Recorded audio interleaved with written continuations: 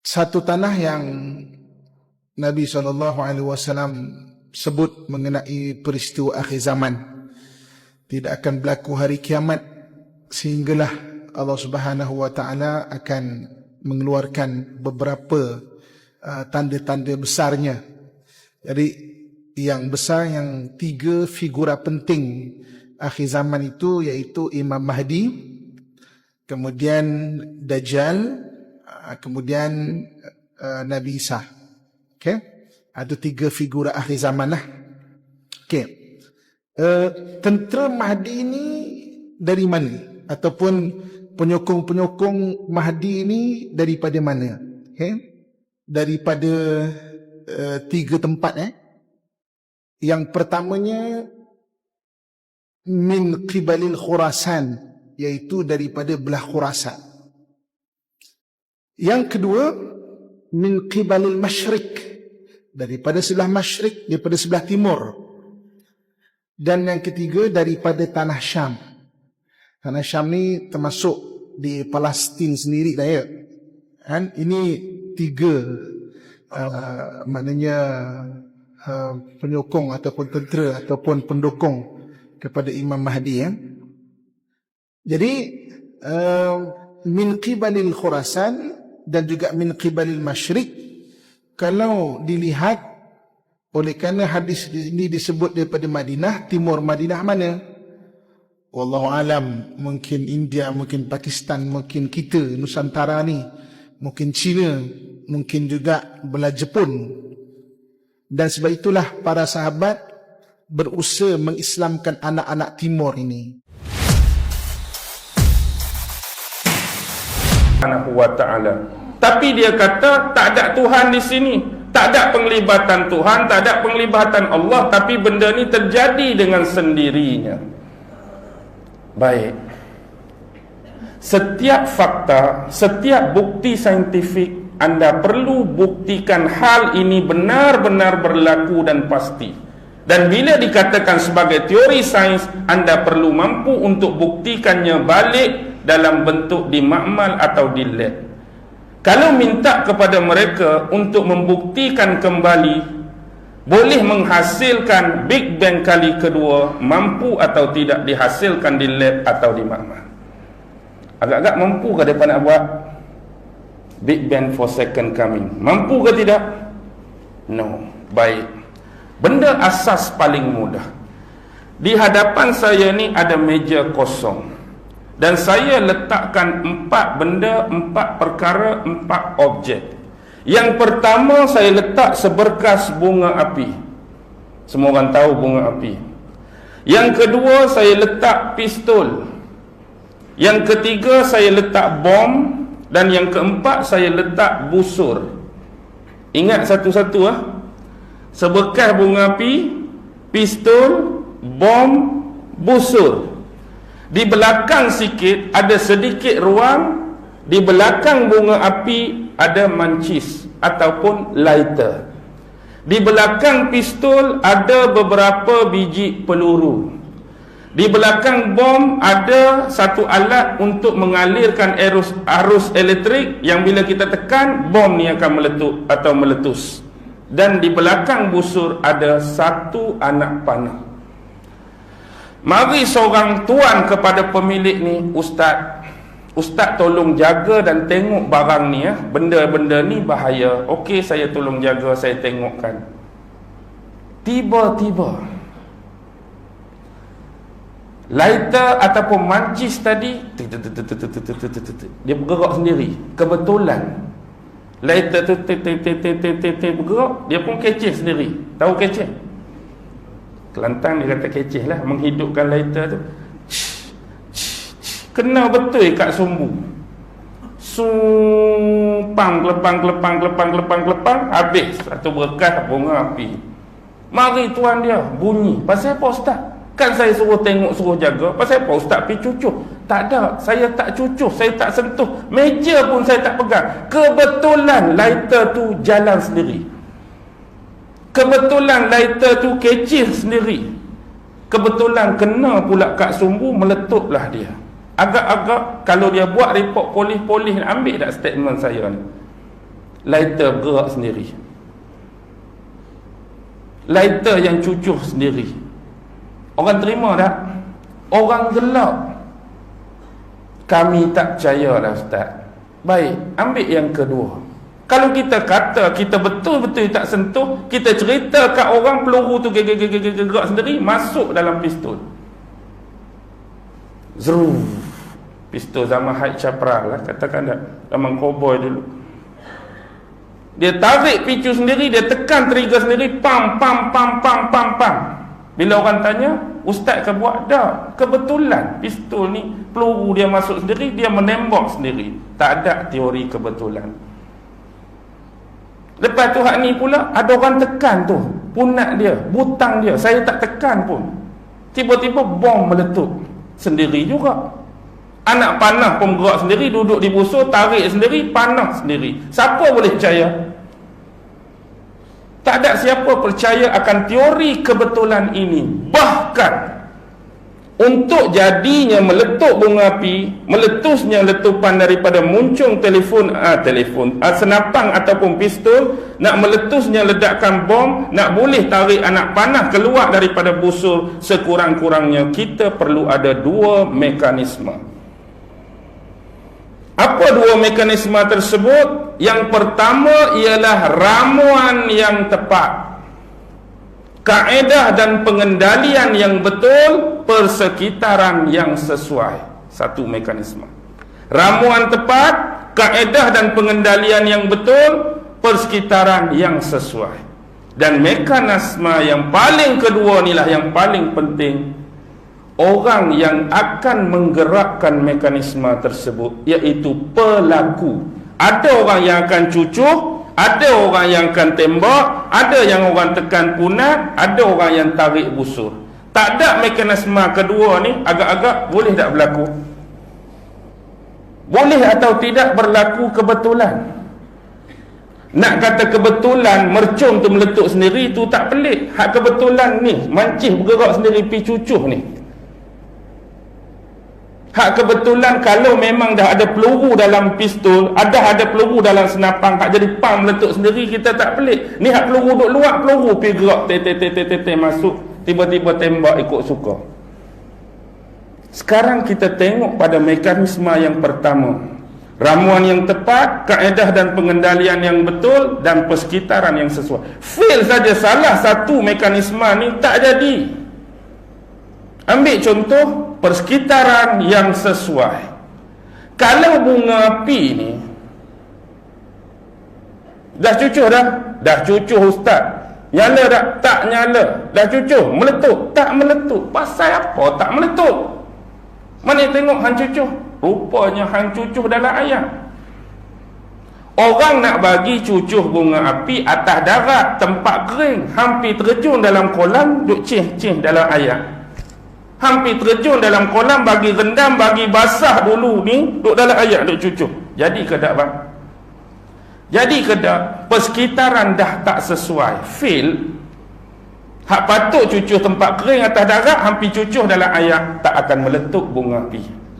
Okey, kali ni kali kedua Ustaz, minta maaf, kita tukar. Atas darat dah kali ni. Dia pun cucuh atas darat lah. Tak meletup ni pasal apa? Tak tahulah Ustaz. Kaedah dan pengendalian yang betul.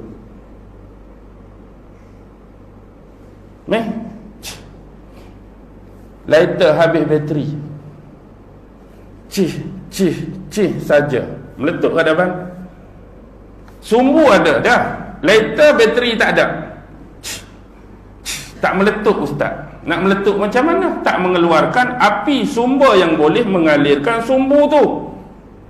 Kali ni lighter ada bateri Ustaz. Okey. Tak meletup juga pasal apa Ustaz?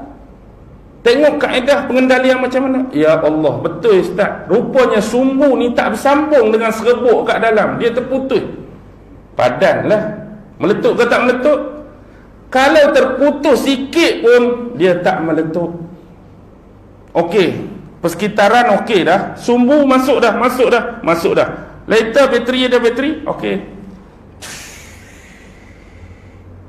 Pasal apa tak meletup juga ni ustaz? Banyak kali dah kita ni. Ramuan mesti tepat. Tengok dalam tu ramuan dia. Ya Allah, inti karipak bukan serbuk peletup.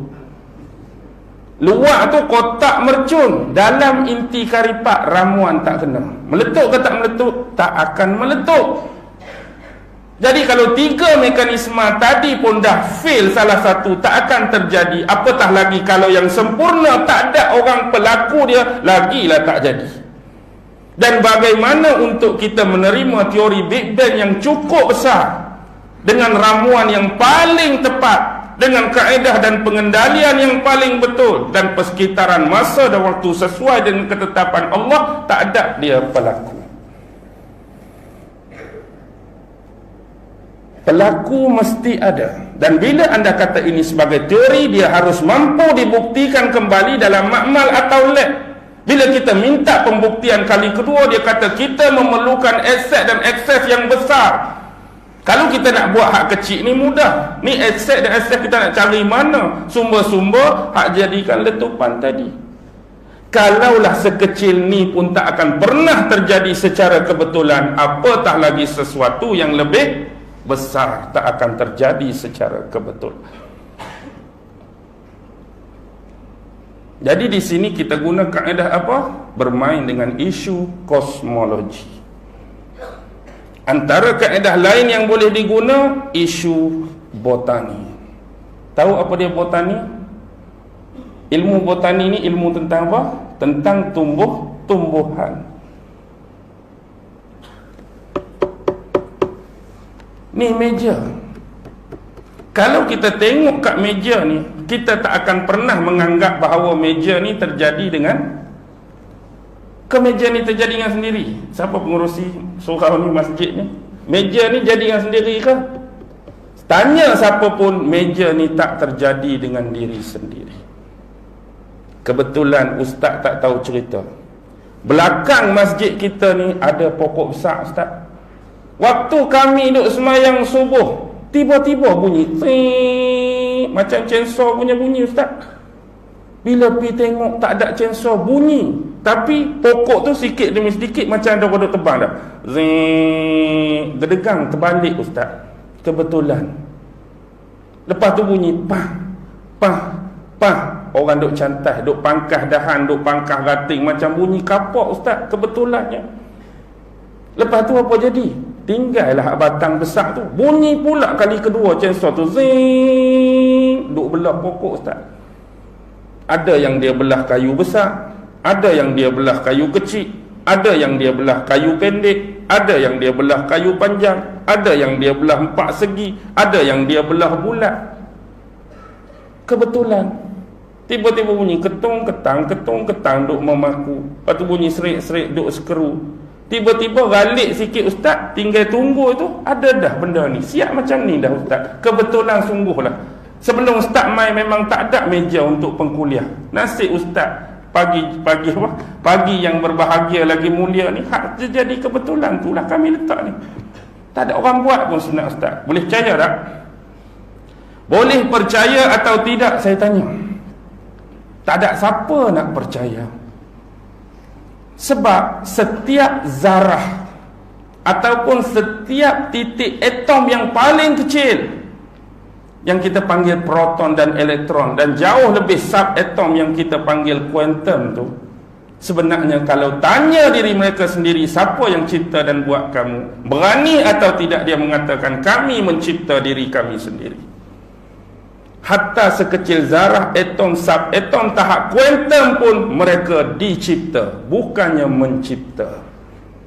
Apatah lagi meja yang sebesar ini, pokok kayu tadi, dia memerlukan mekanisme pelaku untuk ditebang, mekanisme pelaku untuk dicantas dahan dan juga ranting, memerlukan mekanisme pelaku untuk belah kayu ni, membentuk kayu ni, paku kayu ni, skru kayu ni, bentuk kayu ni, sampai jadi meja. Apatah lagi perkara lebih besar daripada meja, nak buat kereta. Keluar besi sendiri ustaz. Saya duduk berjalan, keluar besi sendiri, kerek-kerek, lebih kurang macam transformer lah jalan dia. Tiba-tiba jadi kereta. Siapa nak percaya? Kereta dibuat, kapal dibuat, tu dibuat, hak ni dibuat, semua dibuat. Ada pelaku dia. Bahkan lebih jauh sebelum kehadiran pokok sebesar ini, sebelum tunah dia masih kecil pun perlu pelbagai sumber untuk menghasilkan dan menciptakan dia. Bayangkan pokok hak kecil nak jadi besar, perlukan sumber air untuk hidup. Air pun kebetulan ke? Perlukan suhu dan persekitaran yang sesuai. Suhu dan persekitaran kebetulan ke? Perlukan cahaya matahari untuk fotosintesis. Fotosintesis kebetulan ke? Tak ada kebetulan. Ini adalah ketetapan dan ketentuan takdir daripada Allah terhadap semua makhluk-makhluk dah. Masing-masing telah direzekikan, masing-masing telah ditentukan mengikut kadar-kadar yang ditetapkan. Jadi nak nafi lagi, kalau kita mampu mencipta, cuba buat seorang lagi. Dah kalau kita berani tak?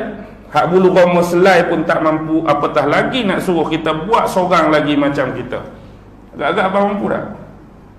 Saya dah 13 orang dah, saya buat macam saya. Oh, hebatnya. Tak ada, tak mampu. Maksudnya kamu kena yakin, kamu kena percaya, kamu kena beriman bahawa kita ada Tuhan, kita ada pencipta yang mencipta segalanya. Tak payahlah nak nafi. Kita ambil ilmu lain yang dipanggil ilmu zoologi. Zoologi ilmu yang membicarakan tentang haiwan, binatang-binatang.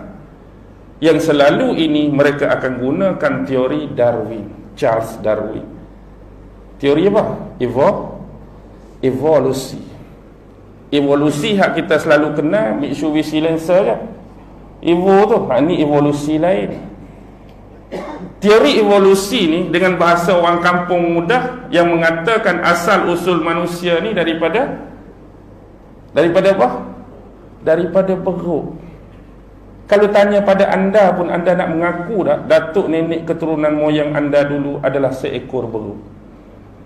Kita tak akan pernah mengaku, kecuali depa hak mempertahankan teori evolusi ni nak mengaku. Kita tetap dengan teguh mengatakan kita adalah cucu dan cicit daripada keturunan Adam dan Hawa, manusia dan khalifah pertama yang pernah dicipta oleh Allah Subhanahu wa ta'ala. Sebagai contoh teori evolution, beruk ini berevolusi dari setiap zaman dan akhirnya jadi manusia yang komplit dan sempurna pada hari ini. Pernahkah kita terfikir, adakah beruk zaman dulu saja yang berniat nak berevolusi jadi manusia? Beruk zaman sekarang tak ada niat ke nak jadi orang? Beruk dulu, kalau boleh duk tengok orang ni seronoknya, rasa nak jadi, rasa nak berevolusi jadi orang. Beruk hak adalah ni tak ada tu ke? Satu persoalan ialah bila beruk jadi orang, beruk tak pupuh-pupuh. Pasal apa? Patut dah sekok jadi orang, makin hilang. Ni beruk tak hilang-hilang. Kampung ni kau tak ada dah beruk. Ada lagi tak? Ada lagi. Baik. Untuk kita bahas secara mendalam, teori evolution setinggi mana pun, dia tak akan pernah mampu untuk mengubah asas genetik yang ada dalam setiap haiwan ataupun binatang yang Allah ciptakan. Perkara asas yang kita tak boleh terima ialah benda-benda paling besar, bulu yang lebat, taring yang tajam, kuku yang panjang, dan paling tak masuk akal, kita kehilangan benda paling asas. Di mana hilangnya ekor hak panjang tu sampai kita langsung tak ada hari ni. Kuku hak panjang jadi macam ni, okeylah, hang nak bincang sangat.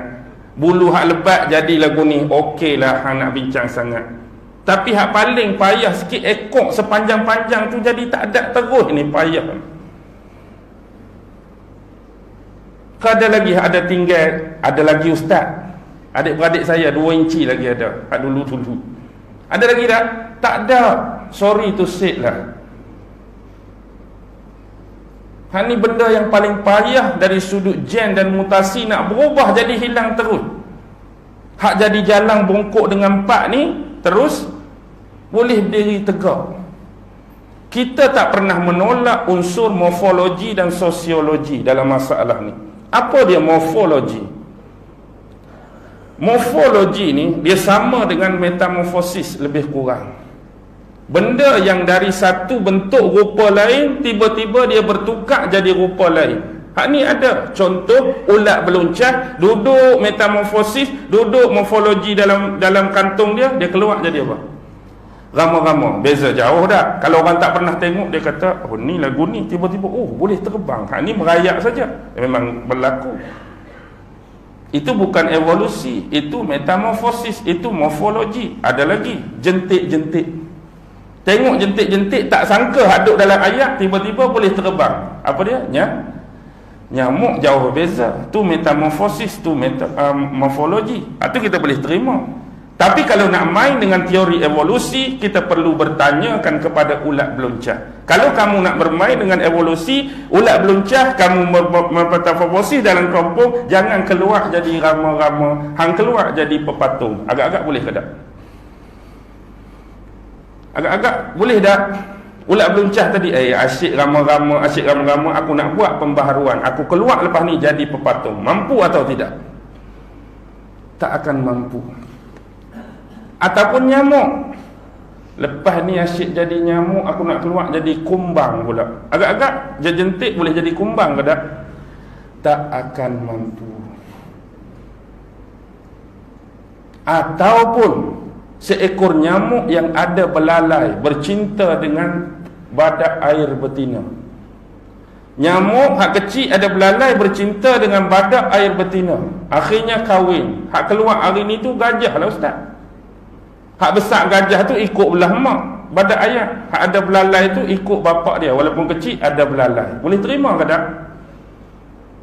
Boleh terima ke tak? Sorry to say, terlalu rumit untuk kita memperkatakan tentang mutasi dan genetik. Sukar untuk kita mempercayai teori evolution. Teori evolusi ini payah. Dari sudut sosiologi mungkin boleh berlaku macam isu kes Tarzan. Biarlah kita terima isu Tarzan. Bapak mati, mak mati, dia terjatuh dalam hutan. Siapa yang jaga Tarzan? Gorila. Akibatnya bila budak ni besar, gaya berjalan pun macam gorila. Sebab dia duduk bersosial dengan gorila, tak kenal orang lain. Cakap pun biasalah sosiologi dengan benda tu. Walaupun dia makan sama dengan gorila, berjalan cara gorila, berkomunikasi cara gorila, dia mati umur 70 pun dia jadi gorila ke jadi orang masa mati? Ustaz, sebab lebih 50 tahun gorila duk jaga, dia mati jadi gorila, bukan orang. Boleh percaya ke tak? Tarzan mati sebagai gorila ke sebagai orang? Tetap sebagai orang. Bahkan gorila, kalau kita pera sekok dia tu, duduk 70 tahun di kalangan manusia pun, gorila ni mati sebagai gorila ke sebagai orang? Asal dulu start gorila, tapi lama keturunan dia duduk dengan kita 70 tahun, jadi mati sebagai orang. Jadi tu imam ready lah, kena mandi lah, kena kafan, kena tanam lah. Lepas tu orang pun pelik tengok, pasal apa tu? Gorila. Takkanlah mak tak, dulu dia binatang ni tak, kubur ni gorila, tapi lama duduk dengan orang dia mati jadi, lama duduk dengan orang mati jadi orang. Boleh terima? No, sorry to say. Kita pilah ke zoo negara. Sebab apa? Lama dia duduk di situ, ada tak kawasan ni buaya, ni beruk, ni apa, tiba-tiba tak ada binatang, ada orang dalam tu. Sebenarnya orang tu hak cuci tu, tapi tak ada pernah orang kata dulu tu ustaz, dulu tu tapir tu duduk situ. Mana tapirnya? Itulah hak duduk cuci tu, dulu dia tapir. Sebab lama mari duduk berkomunikasi dengan orang, duduk tengok hari-hari, tapir tu jadi orang dah. Tak ada. Okey, kita tengok sudut terakhir antropologi yang melibatkan sejarah, ketamadunan, kebudayaan dan asal-usul manusia. Manusia ni, dia ada genetik dia yang Allah buat. Kita ambil dari sudut norma-norma kebiasaan manusia sekalipun, kalau kita dah ada genetik bangsa Melayu, duduk lama di negara Arab pun kita jadi Arab ke jadi Melayu? Kita tetap bangsa Melayu. Mungkin kita boleh berbahasa Arab, mungkin boleh jadi penggemar makanan Arab, mungkin boleh bertutur dalam bahasa Arab, mungkin berkebudayaan Arab, mungkin berpakaian Arab, tapi tetap bangsa Melayu. Sehingga kita tu tak kahwin dengan orang Arab menghasilkan kacukan lah. Maksudnya kekal sebagai Melayu. Begitu juga orang Cina hidup Afrika, dia tetap orang Cina. Perubahan fizikal sikit-sikit mungkin berubah, mungkin panas dia dulu putih, mungkin sedikit gelap sebab cuaca, tapi dia tetap Cina. Walaupun dia boleh berbangsa Afrika, berbudaya Afrika, pakai baju Afrika, makan makanan Afrika, tak akan merubah genetik bangsa. Dan satu yang paling sinonim, dalam mana-mana agama disunnahkan pada hari ke-7 agar diberikan nama, dan juga jadi sunnah supaya dikhitankan anak masing-masing. Dan budaya khitan ni berlaku sejak bila lagi? Siapa Nabi dan Rasul yang mula-mula khitan ni? Siapa? Nabi Ibrahim mengkhitankan dirinya sendiri dengan kapak. Dia juga mengkhitankan anak dia Ismail. Bayangkanlah secara rambang, rawak, sejak zaman Nabi Ibrahim sampai zaman kita, masa berlalu dah berapa tahun? Rambanglah, rambang. 10,000 tahun? Taklah 10,000.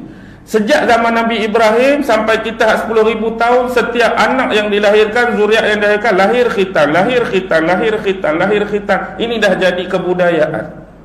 Ini dah jadi satu benda yang wajib dan mesti. Tetapi keadaan tersebut tidak pernah menukarnya menjadi evolusi. Dan hakikatnya kita lahir hari ini, siapa yang dah siap tak ada kulub dah? Ustaz saya lahir dulu akibat keturunan kita hak berpuluh-puluh tahun tu asyik kerat. Saya pun memang lahir kerat dah. Jadi saya tak payah pergi hospital, tak payah sunat. Siapa angkat tangan? Hakikatnya kita lahir semua dalam keadaan berkulub dan perlu berkhitan. Sampailah anak cucu kita, walaupun ni dah jadi tradisi, kerat-kerat dia tak akan pernah berevolusi. Sebagai contoh, katakan keturunan saya dan tok saya dulu suka cukur kepala, cukur rambut, botak. Tok ke-8 suka botak, tok ke-7 suka botak, sampai kita hari ni pun suka botak. Hakikatnya anak kita lahir tu tak akan tumbuh rambut dah sebab evolusi ustaz. Botak, tak tumbuh rambut. Hakikatnya boleh botakkan pun rambut tetap tumbuh juga, tak akan kekal. Maksudnya hak botak tu sebab kita cukur. Ni kalau boleh evolusi ni jadi tak payah cukur dah. Botak sepanjang masa, botak yang berkekalan. Ada ke tak? Tak ada. Tak akan ada. Dan inilah yang hakikat perlu kita faham dan perlu kita tahu. Jadi bila kita tahu dah dengan jelas penolakan-penolakan terhadap mereka, dan dalil-dalil dan bukti dari sudut akal, hujah rasional dan hujah saintifik sekalipun, sebenarnya mereka tidak boleh menafikan bahawa Allah itu benar-benar ada dan wujud. Dan sebenarnya untuk memperkatakan oleh kumpulan-kumpulan ini bahawa Allah tu tak ada, Allah tu tak wujud, sebenarnya mereka nak claim apa? Siapa Tuhan yang sebenar? Siapa Tuhan yang sebenar? Allah tak wujud, Allah tak ada. Kalau kita tanya siapa hak sebenar jadi Tuhan, jawapan dia siapa? Diri kita sendiri adalah Tuhan. Setiap orang adalah Tuhan bagi diri masing-masing, dan dia berhak melakukan mengikut kehendak, mengikut selera, mengikut pandangan, mengikut pendapat dia. Dan kalau kita menjawab soalan tersebut secara lawak, Kalau kita nak claim, nak iktiraf kita Tuhan bagi diri masing-masing, masa kita sihat, okey. Masa kita kaya, okey. Masa kita tak ada apa-apa, okey. Bayangkan satu masa tengah berjalan keluar daripada bank, kena langgak dengan lori sampah. Terbungkam kita di atas jalan dalam keadaan parah, memekik, meminta tolong, luka, patah. Kita pun nak pergi tolong. Tengok muka macam familiar. Hak ni lah kata hak mengaku Tuhan bagi diri sendiri. Walhasilnya takkan Tuhan memekik, meminta tolong bila kena langgak dengan lori sampah. Tuhan pun berdarah juga. Tuhan pun patah riuk juga. Tuhan pun kena langgak dengan lori juga kah? Tak cukup dengan tu anda akan ditertawakan di hospital.